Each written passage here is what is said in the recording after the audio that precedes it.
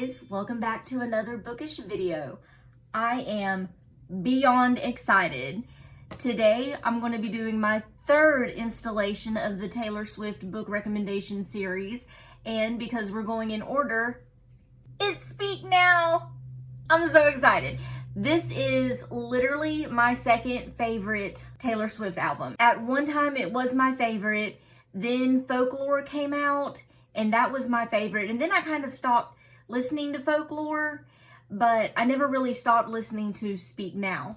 And then TTPD came out, and I'd have to say that's my new favorite Taylor Swift album, but this one is still my number two. It's still my heart, and we'll get into why. Let's get into the makeup and the recommendations. Let's go. Okay, so today we are starting with the eyes because I am doing a very intense eye look. I mean, I'm trying to match each of the albums as best I can. Again, I'm not a makeup artist. I'm going really intense with the eye makeup, and we'll see how it turns out, eh? Already going great.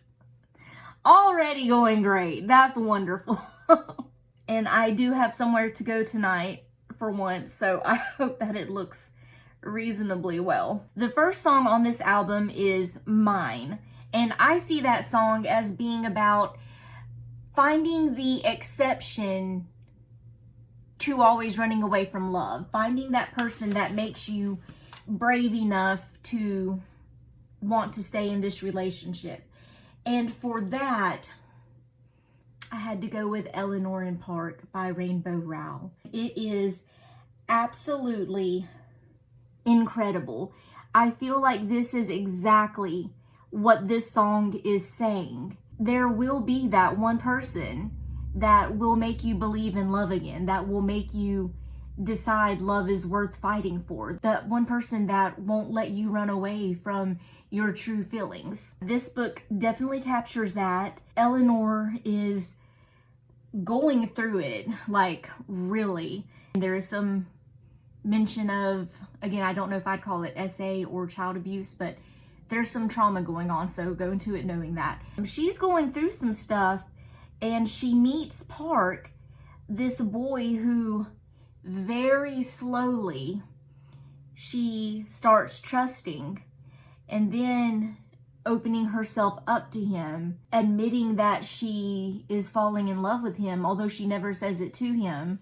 Yeah, this book is ridiculously sweet. The next song is Sparks Fly, and I joke that this is my song to Philip because, oh my gosh, we've been married almost 15 years now, and like, I still get butterflies in my stomach when I see him. Like, it's utterly ridiculous. I am so in love with that boy. Anyway, Sparks Fly is about your crush giving you butterflies. Just that new love, ooh, anticipation feeling. And for that, I had to go with Don't Want You Like a Best Friend by Emma R. Albin, I believe.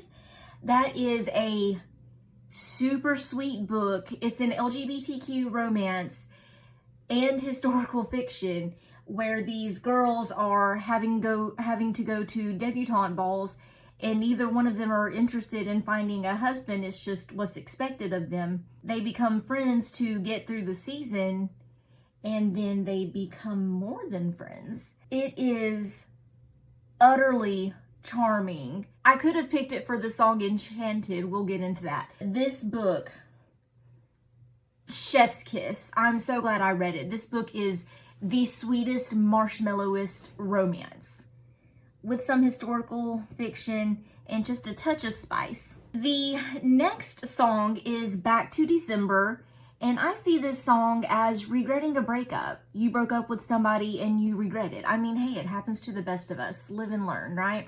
But for this song, I've got to go with After I Do by Taylor Jenkins Reid. This book is about a couple who have been married about 6 or 7 years, something like that, and they come to the conclusion that they've just fallen out of love with each other. They take each other for granted. They almost hate each other now. And so they decide, instead of getting a divorce, they're going to take a year apart from each other and come together in a year and see how they feel, and hopefully that will have rekindled their feelings for each other. The book follows the wife as she goes through this year without her husband, and she learns what love is to her, what it is to her family, and who she is as a person, not just a wife. I love this book. I can't recommend it enough.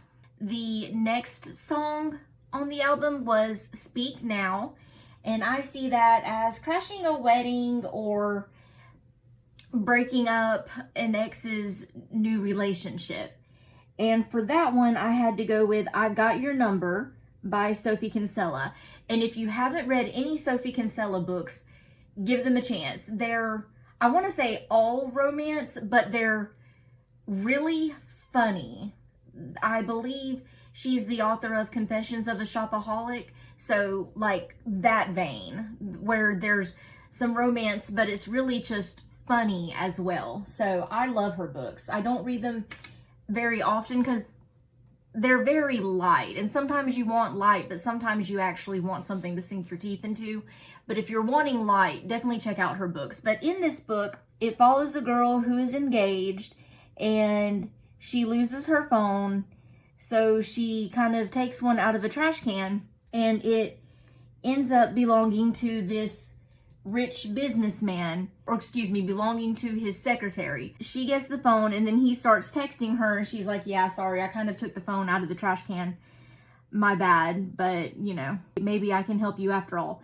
And so they start helping each other. Come to find out, this woman's fiance is actually cheating on her with the wedding planner of all the people. But I digress.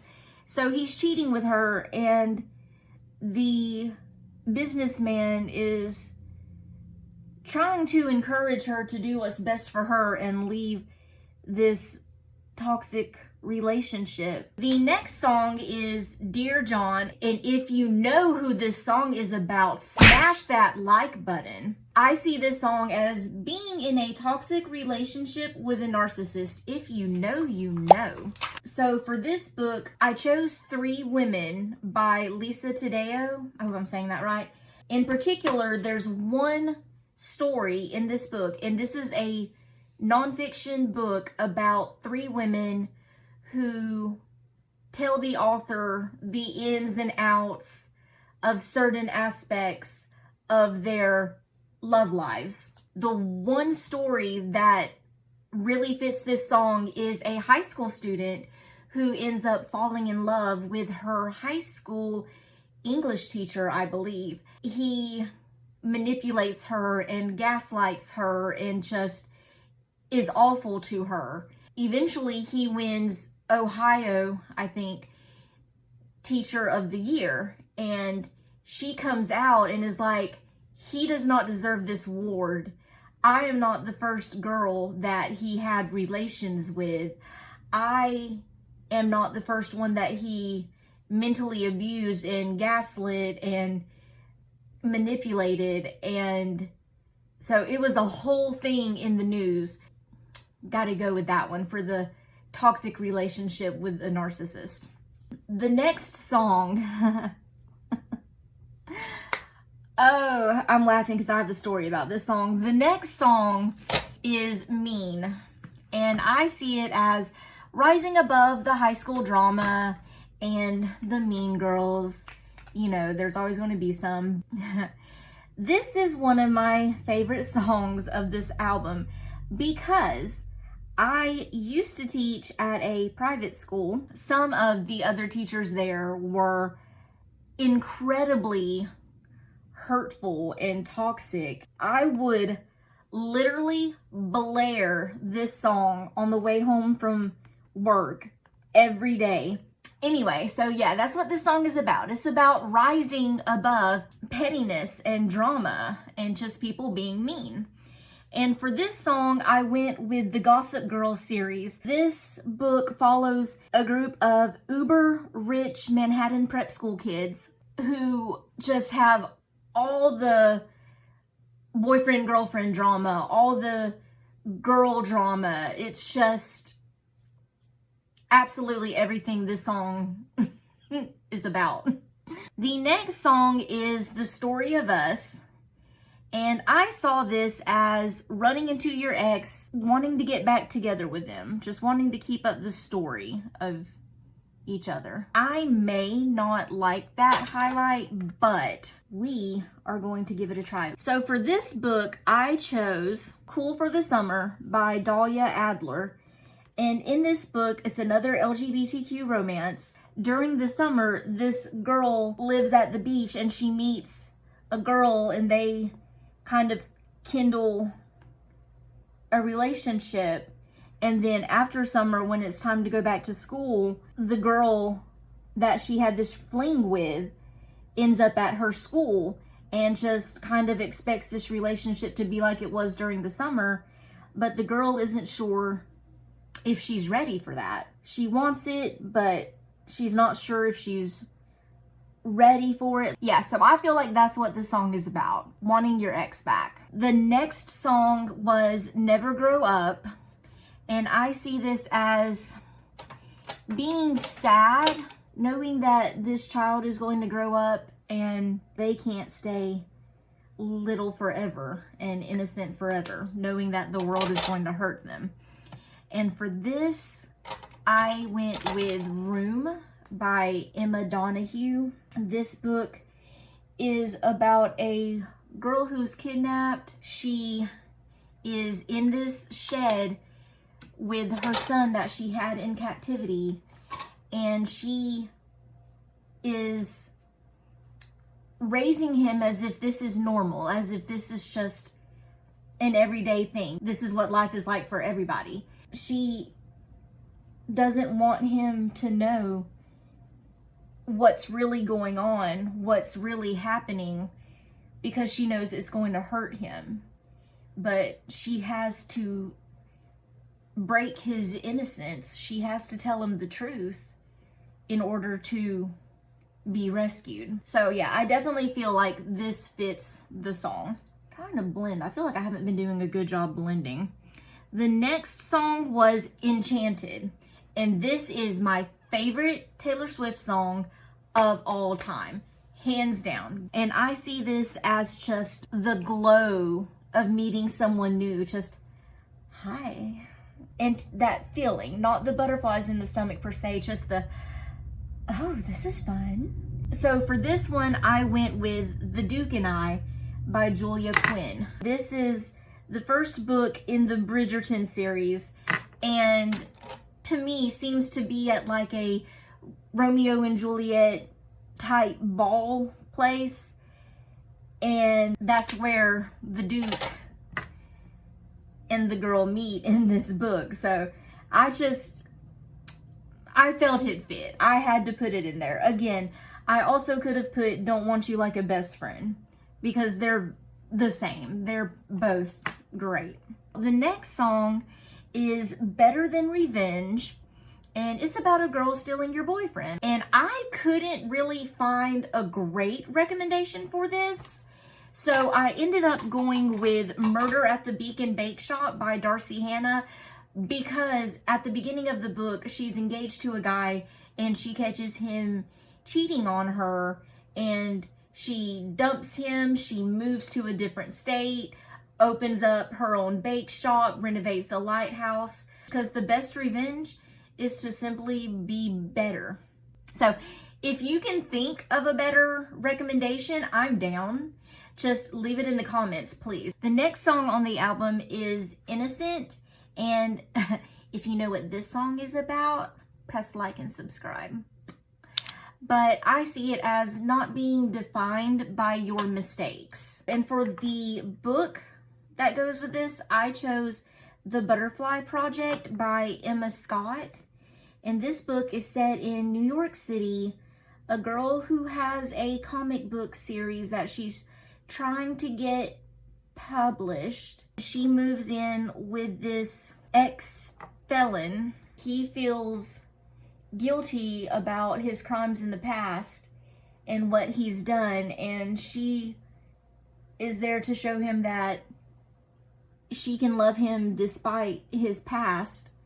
And she's also feeling guilt for her past, namely what happened to her younger sister.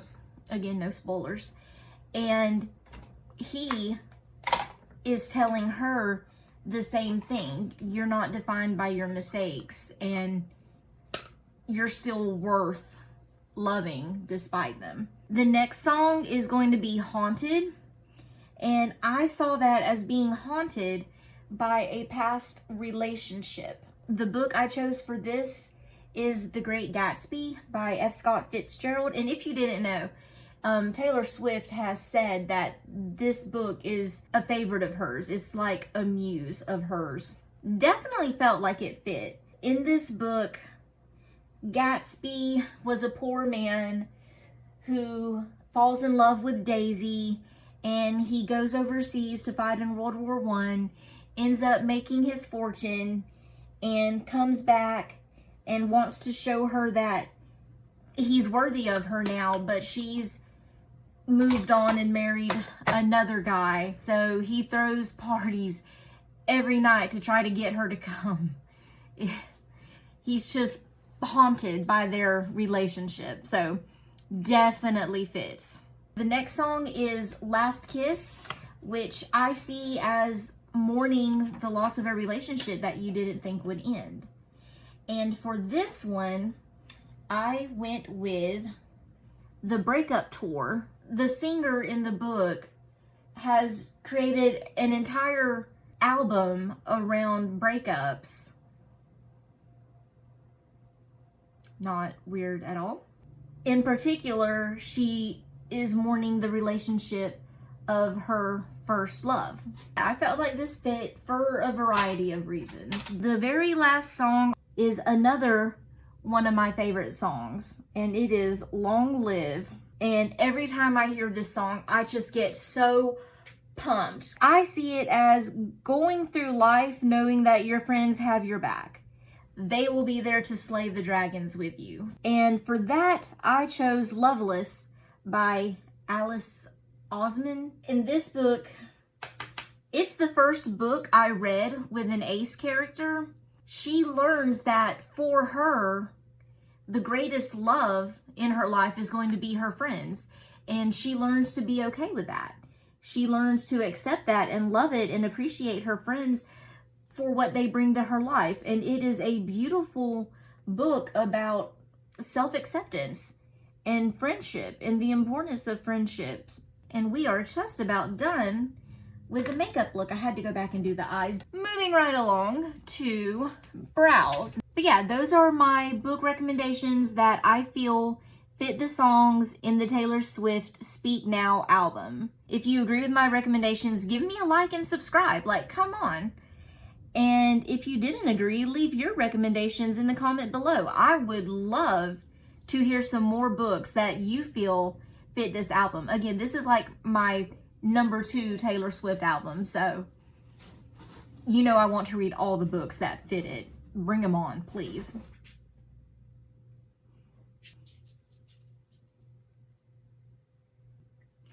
Oh, that eyeliner is on fleek.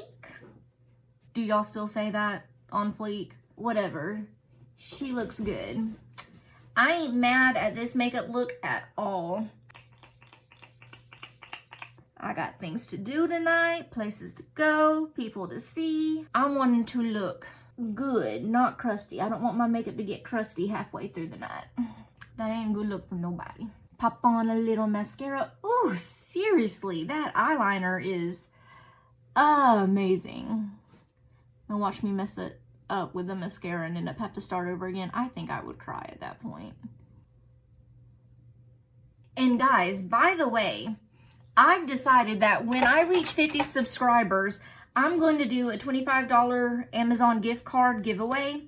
So make sure you like, comment, and subscribe.